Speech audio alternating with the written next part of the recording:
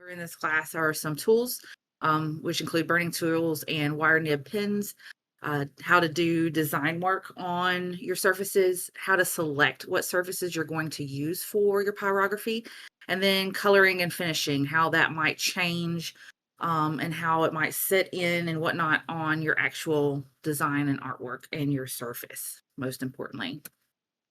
So some tools. Oh, and also feel free to interrupt me because I will sit here and talk and I can't see y'all. All I see is my screen.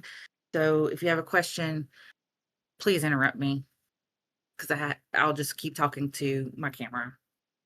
And yeah, there's quite a few slides. I don't want to do that really. All right, so some tools. Pyrography relies on a pyrography pen or a burning tool or other heated metal instruments. There's a picture over to the right to show various types of pyrography tools. There's different kinds, of course, each are different. They each have their pros and cons. I'm gonna go through a few of those as well. So a good starter tool is solid point burner. I don't have my old one anymore. I think I gave it away. It looks similar to a soldering iron, and actually some of them actually come with some solder or however you say it to use as well, oddly enough. These are fixed temperature, usually fixed temperature. I use that very lightly because some you can alter, but we'll get to that in a minute. And they have a solid brass tip. Again, it's good for beginners. They usually run between $10 and $40. They're pretty cheap. And again, a photo of one very reminiscent to my last one. I think I've had at least 4 in the past. The temperature control versus none. Some solid point burners do have temperature control, but it's iffy to say the least. The heat is going to, or the heat control is going to allow you to keep a comfortable speed, still get a lighter or darker burn. Because the higher the temperature, the darker the burn, and the quicker you can go. The lower the speed, the lighter the burn, and the quicker you can go to technically. But you may have to go over a couple times to get it as dark as you want. Again, it allows you to comfortable speed mostly. As the pros and cons, pros, they're cheap. They're under $50. The size is nice, so you don't have to haul around a machine. It is just a burner, similar to, let's not look at the wiring yet, but it's just a little piece of tool and something that plugs in. That's really all it is for those. So taking it places is much easier than hauling a machine around. Some cons, the pen is thicker. It's harder to grip. It does get painful in your hand after a while. You have to take multiple breaks. You should take multiple breaks anyway, the 2020 rule. I don't follow that most of the time, so I can't really tell y'all to do it either. It's just advisable. Um, you should also take breaks too with these because the longer it's touching your surface, the less heat that's going to go through the nib or the point of it. So giving it a break allows it to heat back up so you can go a little bit faster. Those are very slow to heat up and very slow to cool down. So I'd have to wait at least a good 5-10 minutes for it to get to the heat I wanted it to, and then sit around for at least 30 until it was cool enough to the touch that I could leave it in a room by itself or leave it in a room where there was animals going to be in this possibility it would fall and touch something else. You don't always have control over the heat, so you have to rely heavily on your technique. Um, and that just comes with time. And the stands for those are not very secure. I'm gonna go back a couple. It's just a little wire stand. They suck, to be honest, and you have to make sure they're just right. If they're worn out, they could fall over. I think I ended up using something else that was metal for a stand for a while, just because they were not very secure. The next type are pyrography pens or wire nibs. These are specialized. They do have variable heat settings, interchangeable tips for different effects. Heat controls are amazing. Most wire nib pyrography pens are going to burn hot. Mine, I have never turned it past the red settings, which are danger, danger, Will Robinson. But it will get up to 850 degrees. and I think I usually keep mine around 5 to 600 degrees when I'm using it. And if the nibs get too hot, they can bend or break, especially the cheaper ones. They do advise that if the nibs, the wires are, if the picture on the left, I'm sorry, right, um, the wire part that comes off the pin, if they turn red, they advise you to turn it off and let it cool, because at that point, they're going to be malleable and bend, possibly break. Um, Pyrography pins are different from the wire nibs, that the pins are fixed tip. They don't get as hot as the replaceable tip pins. I've never used those. I went straight from the soldering iron looking one to the ones where you can replace the tips just because I wanted more options. Um, and again, there's not as many options with the fixed tip ones. So some pros and cons. Pros are much easier to hold than the solid point pen. They are much like a fat marker. And sometimes they have a little bit better grip at the end, like with this one. I don't know if you can see that. It's got little ridges here, and they are kind of rubbery. It's not hard rubber, but they're not soft rubber either, if that makes sense. It's somewhere in between. So it's a little bit more comfortable. There's so many nib options. With the one that I got 2 nibs of every kind that they had. And I think there was at least 10. And then you can buy other nibs too, as long as it fits the pin. You can buy extra nibs in different types as well. The heat controls are amazing. I can turn it down to about 200 and do light burning, or again, turn it up to around 600 and go just burn through literally something really, really quick. They heat up and cool down really fast. I'll show you all that later too in a demo on mine. It heats up within a minute or two, and it's at temperature, and then it'll cool down to be cool enough to touch within another minute or two. The cons, the machine is bulky, so the actual part that heats everything is this bad boy. Um, and it has its own plug and the plug for the pens and turn on control. It's not terrible bad, but it would get heavy after a while. Sucks to take anywhere with you because you've got to find room for it. Even in the sunroom right now, my placement isn't the greatest. It's on a rolly cart instead of on the table, which shouldn't be, but that's where it is just for demo right now since I'm not using it. And they can be pricey, up to 99 or more. I think this one I found on Amazon for 60 on sale.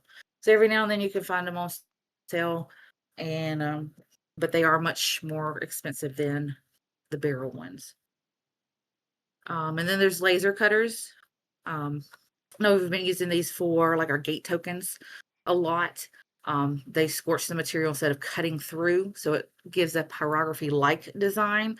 Um, Technically, it's pyrography, but it's done with a laser instead of a heated tool, if that makes any sense. All right, before we get to safety, we got any questions, comments, concerns? Give me a second to breathe, take some more water. Who's that Will Rogers person? Old TV show. Oh, it should be Will Robinson, not Will Rogers. My bad. You said I think it's Robin Lost in Space. It's like Yes, one of the Lost in first Space. That serials was it. from like the What's 60s or that? 50s. Old like sci-fi TV show, like black and white. Yeah, it was an old TV show, and then they made it into a movie, and then they redid the movie. It got the like the bubblegum robot. Looks like a bubblegum machine. Yeah, Yes. Fallout Protectrons are inspired from one of the robot that Obscura is referencing.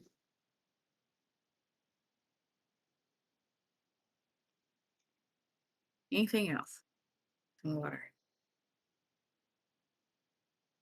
Alrighty. Some safety tips. So never touch the hot metal when the machine is on. At least with mine, I give it a few minutes to a minute at least, and then just kind of like you would an iron, just see where the heat is, if it's hot or not. Don't touch it while it's on though. Big bad no. Keep your burner away from flammable materials.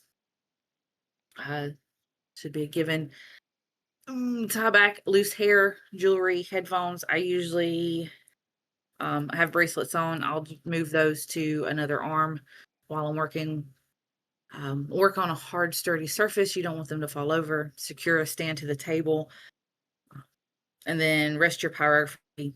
That should be pin, not bin, or burner on the stand when not in use. Excuse me. That'll not only protect your surfaces, but it'll protect your pen as well. Since it's hot, you don't want it touching something that could melt on it. So if plastic got on it, that'd probably screw up your pen, and we need to replace it, or at least the nib, or unless it's the burner, then good luck getting that off. You might could with sandpaper, possibly. So the wood selection, there's different types of wood that you can use. They have different burning qualities. Some are going to be better than others.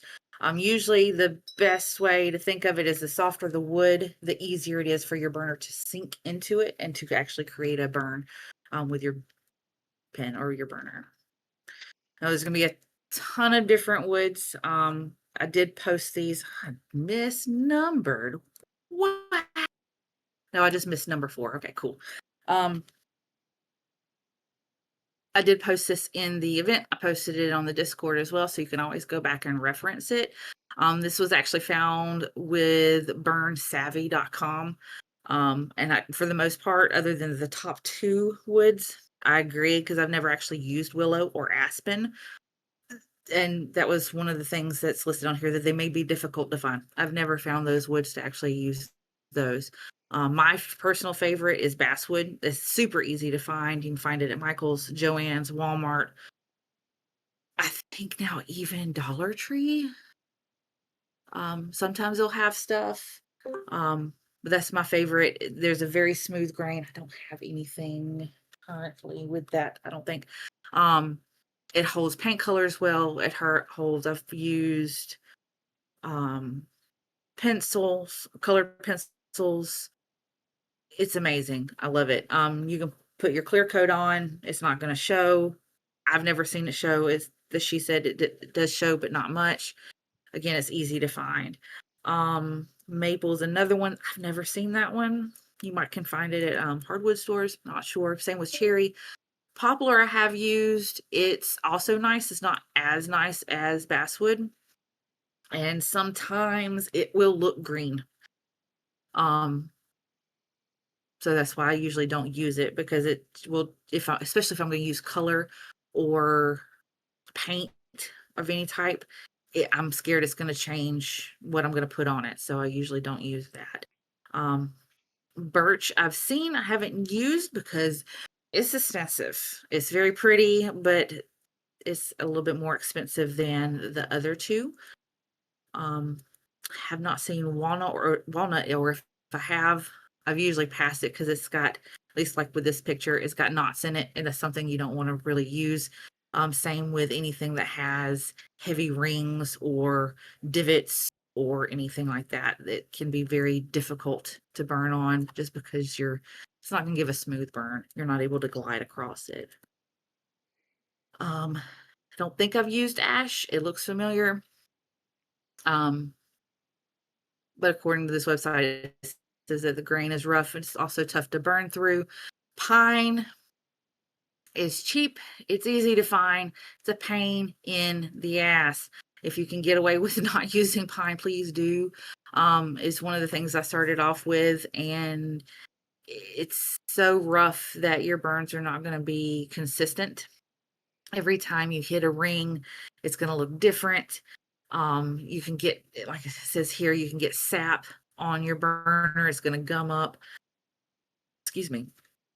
Gum up on your burner, which it has for me before. It creates a lot of smoke. Smells wonderful because it smells like you're at a bonfire, but it's a pain in the ass to use. Sometimes you might not be able to get away with using something else just because that's what you found and that's what you need. So user beware on those. So for design on your wood, so pyrography is going to allow you to do a wide range of designs. You can do just simple lines to something as detailed as the ones below, like with the owl and the little woodland squirrel, which is by far for me pyrography goals. I want to be that good. I haven't got quite that good yet. Let's go. So for me, I cheat a little bit. Um, I like to design mine in either wood or not wood, Word or now Google Docs. Um, and you can download fonts from DaFont as a great source. Fonts are free. Pixabay also has royalty-free images that you can use off of there, so you can search there, find things that you like. I create the text the way I want it to be, the size I want it to be, cut it out, use graphite paper, and use painter's tape to tape it down where I want it just to see how it looks. Painter's tape is easy because you can just pull it back up, maneuver it around. Only bad thing with this is that your graphite paper can slide up against your wood surface and leave marks. Best eraser I have found though are the pink ones. I have them everywhere. I had bought some, can't remember what they're called, but they're white and they're stupid expensive. It's supposed to be for getting stuff like graphite off of wood. I don't know what I was doing wrong. It may have been user error, but I could not get it to work and my markings were still there. But using the graphite paper, you're able to trace your design onto the wood and then burn it from there. That's actually a scroll that I did 3 years ago or so. You can use any non-coated wood surface for your pyrography as well. Just please make sure that there's no paint, there's no clear coat, there's no varnish. Any of those is going to be toxic when you burn it. You don't want to do that. So this is actually the lid of a knighting chest that I made for Vidalia. The chest I didn't make, the pyrography I did. And then you can put it, your words, your verbiage, your text on any wood surface as long as it's not coated with anything. For coloring and finishing, so after your design is burned, you can use stain, paint. I've used colored pencil before. I've watered down paint to make it look like watercolor. I'm sure you can use watercolor as well, especially on basswood that you're not going to stain. That would be beautiful. And all those are going to add a depth, vibrancy, or patina. So like with the knighting chest here, added a stain, so it just kind of antiqued everything that was on there that I had burned. Here's some other examples. The one on the left, the Reeve Jesus, has a stain on it, so that helped bring out the burn a little bit. And then the one on the right just has the red V painted and everything else is clear, so that kind of helps it pop out a little bit better. Again, you can use paint.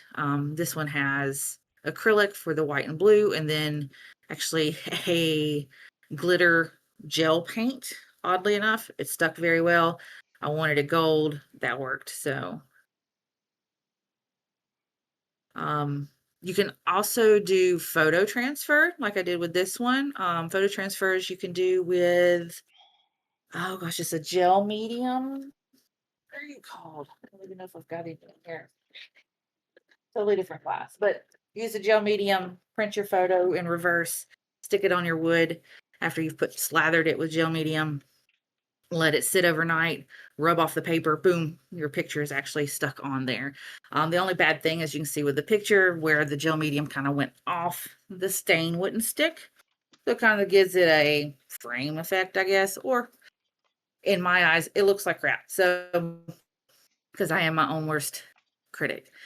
But you can do that with your wood surface and then also do some burning text on there as well. I think the watermelon colors were done in colored pencil, actually, on that one. This one was stained with a different stain, but I also painted it. I can't remember I think I painted the rose first and then stained, yes, and then stained everything. And then you can do different effects with your paint, so you don't have to do it one flat. You can do it like you would any painting and try to give it some depth and character as well. And that um, where it has his name on it, you can see where the grain is awful. There was scratches on it from where I had bought it. So it made burning super, super difficult. You can see the little pock marks, and it's not very smooth. It's very dark and heavy, and I wasn't able to go any lighter than that, but I kind of wanted it to stick out. So that was a good thing, but at the same time, a pain just because of the grain on that wood. So just beware of that for in the future. Here's also, so this was a scroll I did for Brawl. On the left is before the stain, on the right is after the stain.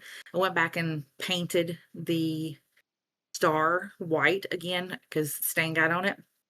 So the paint will go over the stain, especially if it's a oil-based stain.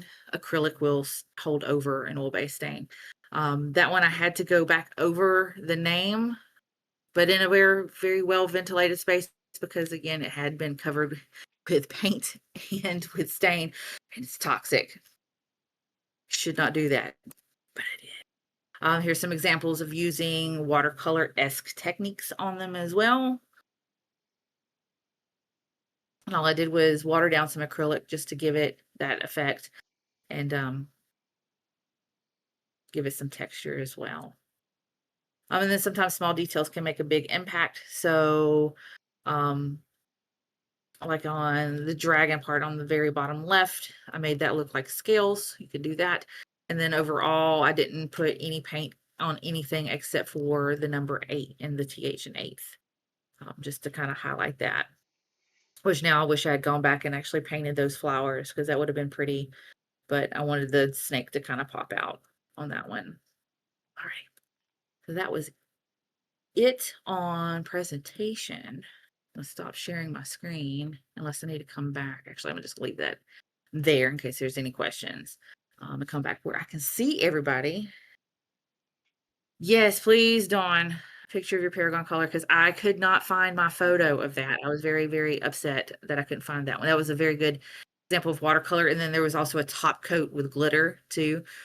So that was pretty cool. I like that one. Jaden asked, how do you keep the tips from wiggling loose and unscrewing? Good question. I keep a screwdriver handy because they will wiggle loose. So mine, you can see, has screws on either side. You unscrew that a little bit to pop out the nib and put the nib back in and screw it back on.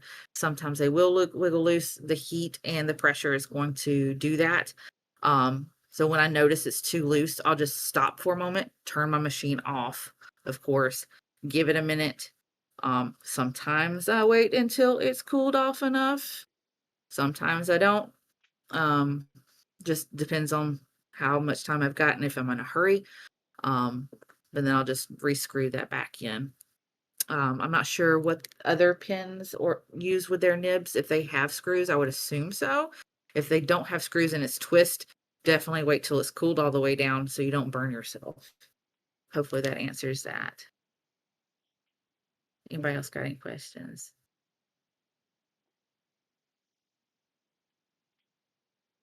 Do you have any recommendations, beginner images that you would start somebody out on, or do you recommend somebody just doing whatever they want? Doing whatever you want and whatever you're comfortable with. Because the more fun you have with it, the more you're going to enjoy it. Oh, thank you, Dawn. And the more you're going to want to keep coming back to it and learning more and getting better with your technique. I'd start fairly simple, but it also depends on your comfort level, especially if you're more artistically inclined. Um, you can just jump into it. Scrolls are a good way. It's super easy. You just need their name, like with Dawn's, their name, the date, and what they're getting at the very least. And then you can put more or less as you like.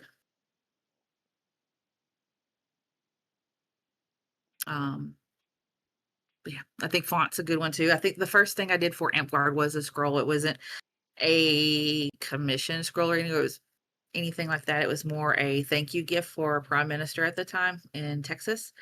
And so I made him kind of like a thank you gift and had everybody in the park sign it. Just something super simple. Even if you don't have a printer or graphite paper or anything like that, you can just write it out on the wood. You want to make your text as chunky as possible so it's easier to burn. You have a bigger surface to do that with. Um, but yeah, you don't need graphite paper. You, at the very least, a pencil and your piece of wood and your burner. And it works. Okay. And another follow-up question: what is one of the hardest things that you've done for wood burning? What was most tasking, I would say? Most task.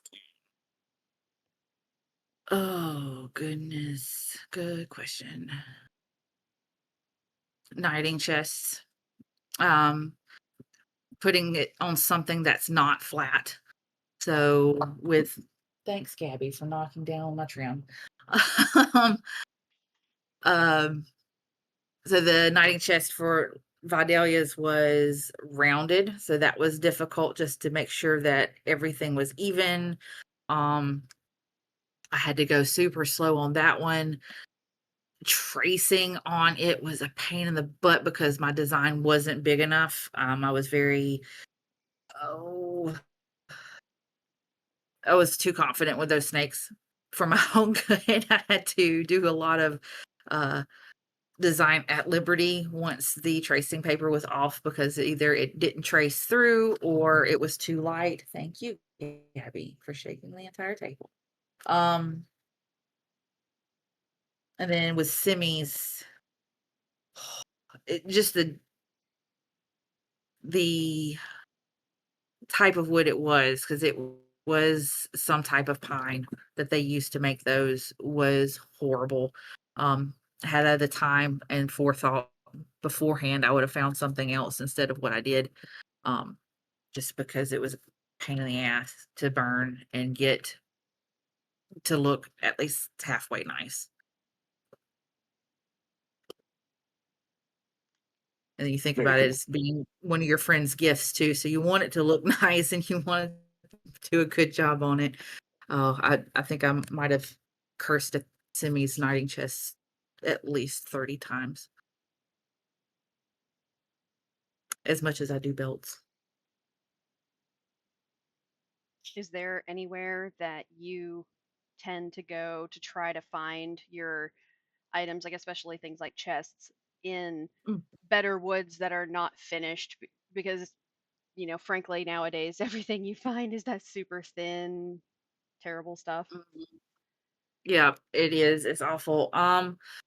I found, I want to say both of those at Michael's. One of them might have been at Joann's. I can't remember because I got Vidalia's while I was in Columbus, Georgia. So I was actually traveling and found it there. I want to say Simmy's was in at Michael's. Um, yeah, most of them are gonna be very, very thin crap wood. Unfortunately, you can always modify it to look a little bit better. Not for your burning, but for the overall project. Like with the Vidalia's, I put a small crushed velvet pillow inside of hers, just to make it look a little bit more bougie. The Simmy's had the design at the bottom, so I didn't put anything there. Um, I don't know. You could always ask another artist to collaborate with you and see if they could do stuff for it too, if they could create it and then you could burn on it. I haven't tried looking at Ace mostly because I get distracted by the flowers and not anything else. And I end up getting something that I did not go in there for. Most of the wood that I've used has come from Michael's. Michael's has been a great source for, like, even with Dawn's, just something simple in a round circle that is very thin, but it burns super fast.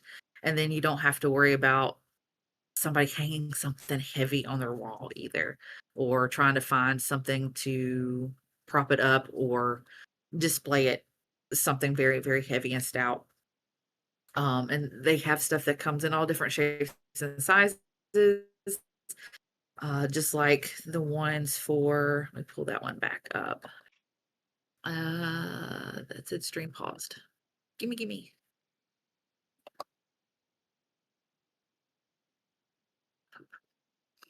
Try it again. Yes.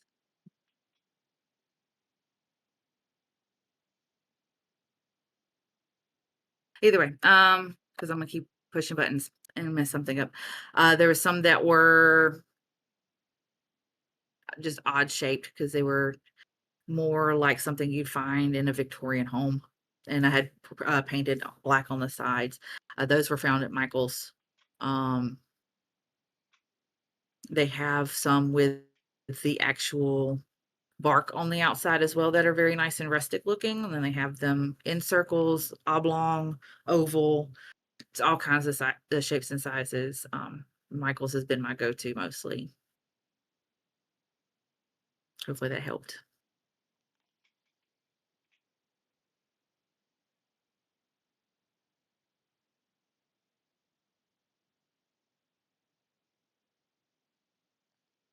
Anything else? Did you see Jaden's question in the text chat? Yes. Okay. Yeah, I had answered that one. Let it get a little bit cooler and then keep a screwdriver on you. I have one in, oh, excuse me. I'll pull that down. So I have a small tool set on my table that I work with, and I have a small screwdriver at all times with it. So actually multiple screwdrivers. Yeah, just in case. Kind of best. If I suggest staining or painting first based off my experience. Painting first. Your stain will go over your paint just fine. And then also depends on your stain. So if you're using an oil-based stain, it will not mess with your paint. It may dull it a little bit, like the color, but it won't take your paint off. It won't smear it, especially if you allow it to dry.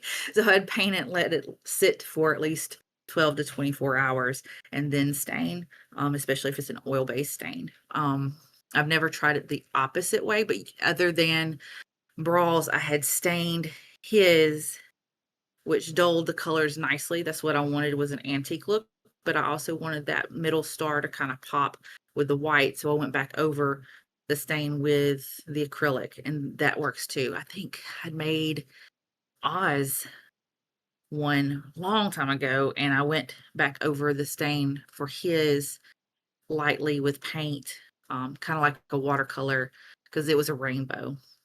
Um, and that made it very, very light. Um, so it's very difficult to get color right once you've stained it, unless it's white. Um, so yeah, I definitely would say paint first and then stain. Test it out on a test piece or a smaller piece, a smaller version, just to make sure that whatever the stain does to your paints is what you want it to do. So if it's going to kind of dull out your color or make your color darker, or even with like Vidalia's chest, I completely lost the green. So it made it look completely antique and that the paint was not even there. What paints do I use? Just basic acrylic from Walmart. I'm very cheap. I don't like to use expensive paints unless some of them I've been getting into, like the color shift paints. I like those. And then there's a top coat like I use for Dawn's Paragon color, and then also I've used on belts too that have glitter in them, which is pretty cool because it seals everything and top coats everything, doesn't change the color. And then there's fleck of glitter that does not come off on your project. But yeah, usually stuff from just Walmart, maybe folk art. There's a couple folk art in here. I'm just pulling out what I have, but mostly, excuse me, and that's Michael's brand. It doesn't matter. Acrylic is acrylic is acrylic. Um, the glitter paints are the worst ones. I don't like to use those very often unless they are the higher brand, because the cheaper ones are just kind of gummy. They don't um they don't brush on very well. They just kind of sit. So I try not to use the cheaper ones of those, except for like that one for Dragon Master. That one I wanted to sit. I didn't want it to go anywhere, but if I want it to actually cover anything nicely, then the glitter paints, I'll use the more expensive colors. Same with the metallic paints. I'll use a little bit more expensive brands with those, but it's usually still folk art, so it's not terribly expensive.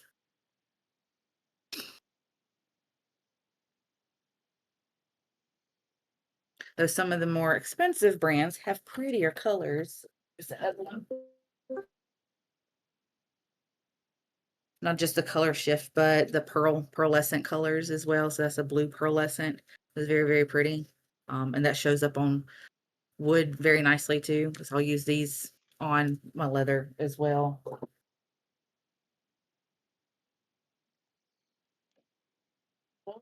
The door to close. Okay, there we go. Anything else? Cool. And I can show y'all how my wood burner works. I'm not sure how many people actually have used one or have seen one. I know Screeching Leala has, because I've taken it to their house while sleeping over to work on Simi's chest. At least that one, if not more projects. I can't remember.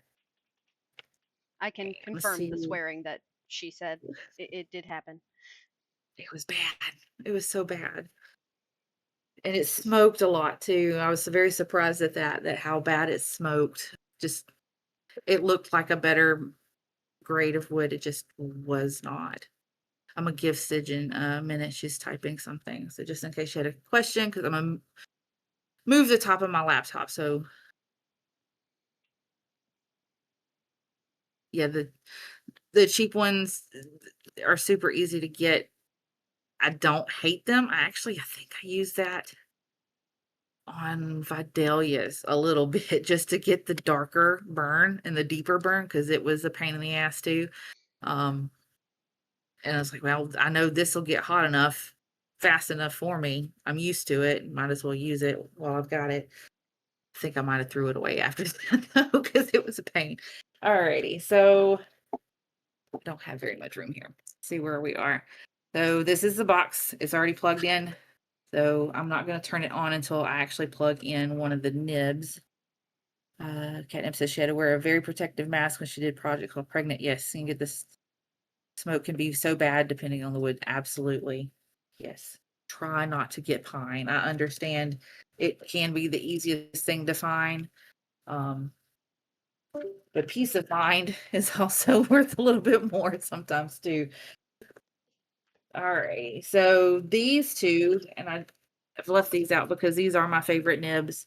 If you can see, that one is a very small ball on that one. And then this one is a larger ball. It's basically the same thing, just a little bit bigger. These are much smoother for me. I like them on everything from text to design, just because it is a smooth, continuous burn. Everything else I'll use with shading. There's a ton of other nibs that I have. I need a better method of carrying these around since I've moved. I just need a small container, and I saw one today and I didn't get it, and I'm mad at myself about it, but nothing I can do about it now. They range from, that looks like a paper clip, but it's for mostly shading. Same thing with this one. It kind of looks like a paper clip, more shading. The more rounded like these are, the softer they are. Whereas this one is flat and almost, I'm always scared that this is going to cut me because it's so flat. But it hasn't, surprisingly, and I get cut by aluminum foil. I got cut by aluminum foil the other day, so if it hasn't cut me yet, I'm very surprised. And then this one's very nice for doing like feathers or anything with a harsh tip to it. So several different types of nibs that come with them, but those two are my favorite, and I rarely change them out unless I'm doing heavy shading. So this guy just plugs in there. So since that is on the left, I'm going to turn it to the left. I'm going to turn that on. It tells me what the heat is. And then it starts heating. I'll turn that down just a little bit. So it takes it a minute. So right now it says it's at 744. And now it hasn't moved. So I'm going to assume 744 is the right temperature for that. So it gets very hot very fast. That was seconds, not even a minute. And holy moly, that turned red. I shouldn't do that. So I'm turning that back down because usually I keep it around 4 to 6, depending on how fast I want to burn or how hot I want to burn. So it had turned red. It's already turned down. That's how fast it cools. They're very, very, very fast. And I'm not getting close to that because it is 480 degrees already. But yep, that is it. And then if I hit it to the middle, there's no power to either one of them. This will cool down. So that way I can keep my machine on, but my nibs can cool and I can switch out my nibs.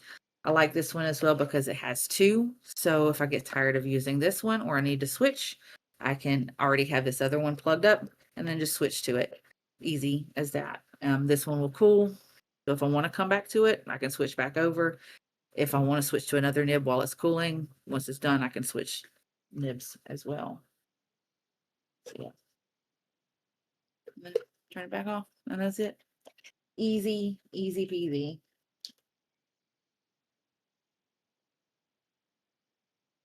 And back in its holder before. And this is how hot they are, and then also how accident prone I can be. I went straight through the plastic for this holder. It's not the most expensive pyrography set, but they do get super hot. It will go through plastic. And then I had to get sandpaper out and get the plastic off my nib, but it was saved. Um, they recommend you clean them between working with them as well. At least this one came with a small sponge for each holder. The back of the holder has a spot for the sponge. You can put water there, your sponge in it, and then clean it between moving your nibs or whatnot. I don't change them out enough and I'll forget. So once I realize, oh, this isn't burning very well, I'll let it cool down, clean it with a sponge, and then come back to it because the heat is going to clean that off too. But you have to be careful with that because it will smoke as well using the sponge and water if it's not cooled down enough. I've done that several times too. Alrighty. Which tip do you use for blacking out as a background? Usually the large, well, depends on the size of.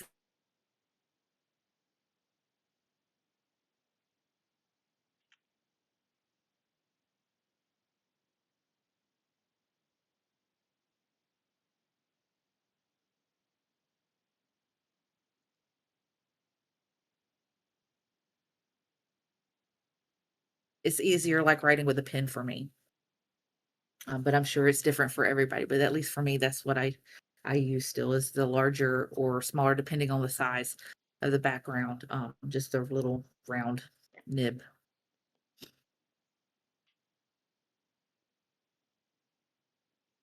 My secret is I don't have very many secrets. I stick to what I know. Don't like change. What else y'all got for me?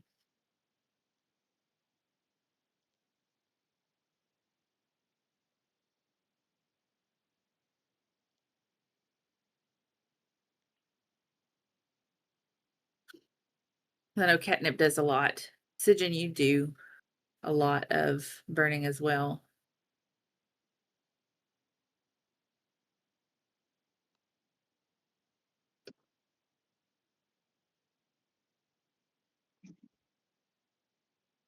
got a few typing waiting on that.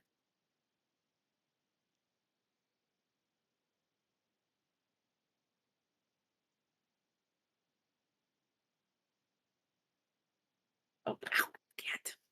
Just wanted to prop my feet up. Too nervous to try painting. Could swore I saw more from you, Sigyn.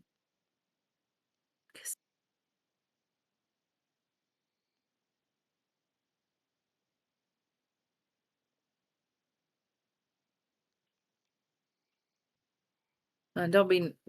I shake horribly when, especially when trying to do anything with any precision, and especially if it's a gift for somebody, I get nervous with it. But after a while, if you go outside of the burn lines, you can hit it with the burner. Again, it's hazardous. You shouldn't, but you can, and it'll get rid of that.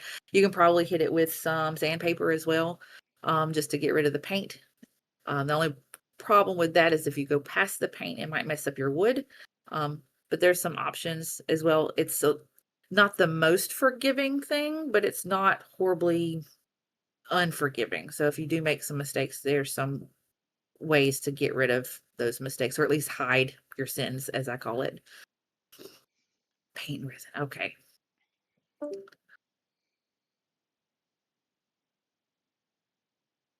And if I can do it, you can do it.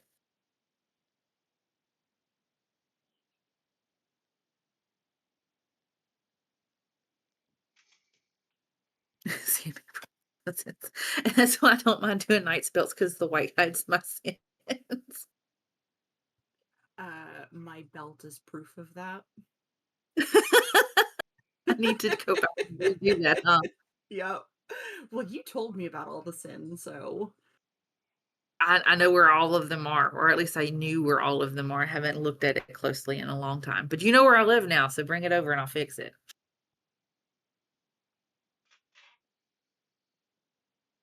I've cleaned off the table and started on Yui's. I would show everybody, but I saw her here a minute ago, and I don't want her to see it.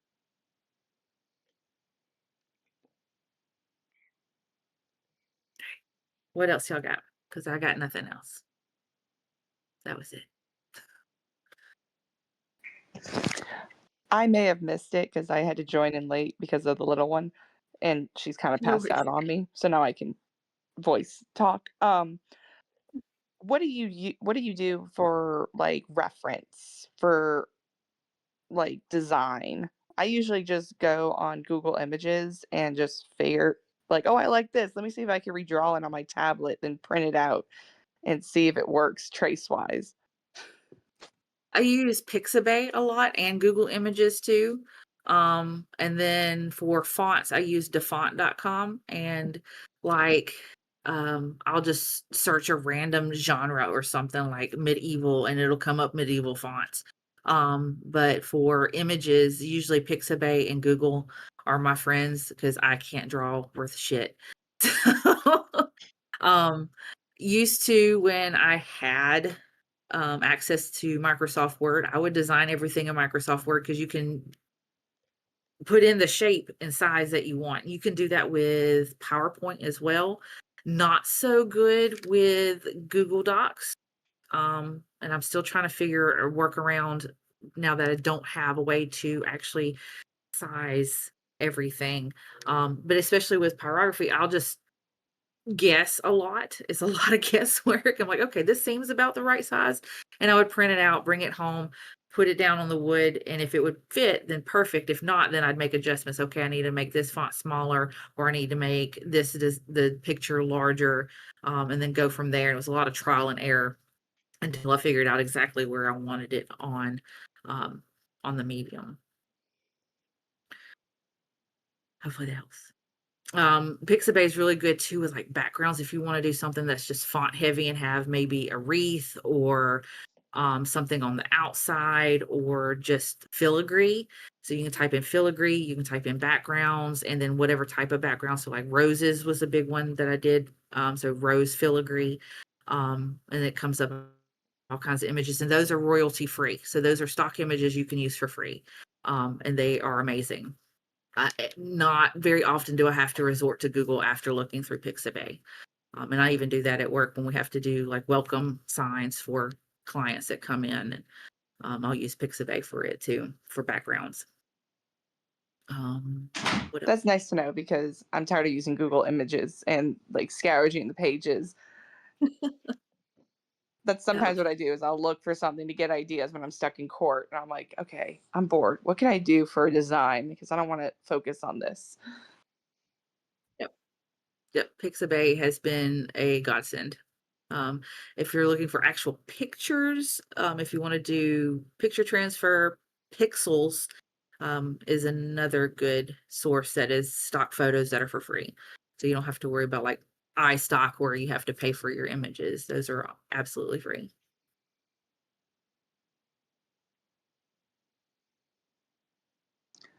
What is your favorite company for stains? No clue. Good question. I usually go to the hardware store and find a color that I like and grab that one. And which really sucks because I don't use it often enough. So you only use like a minuscule amount compared to the ginormous. Yes. You think that's a tiny can, but it lasts forever. And I only go over my work maybe a time or two with the stain because I don't want it to completely wipe out the burn on it, or cover it or just hide it. So I stain it very lightly so there's at least some color to everything, but you can still read what's on it.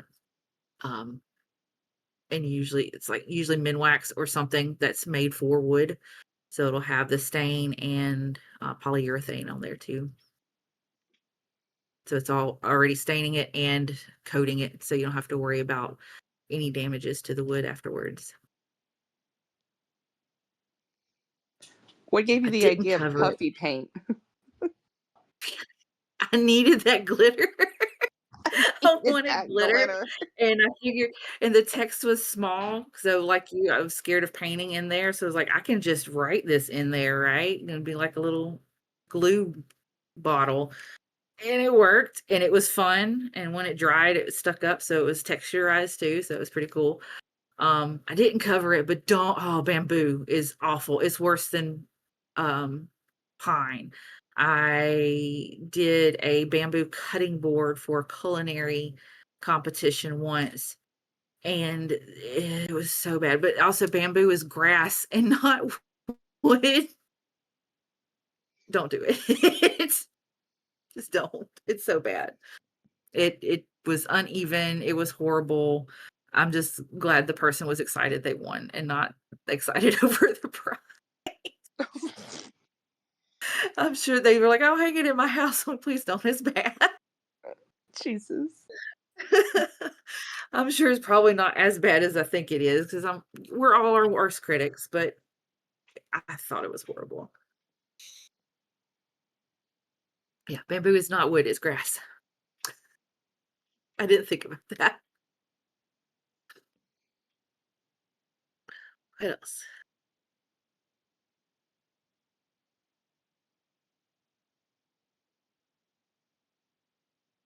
It's easy peasy. Well, good deal. If y'all come up with any questions later on down the road, if you start your own projects and have questions, feel free to reach out. My job is a little bit more involved than it used to be, so it might take me a while to get back to you.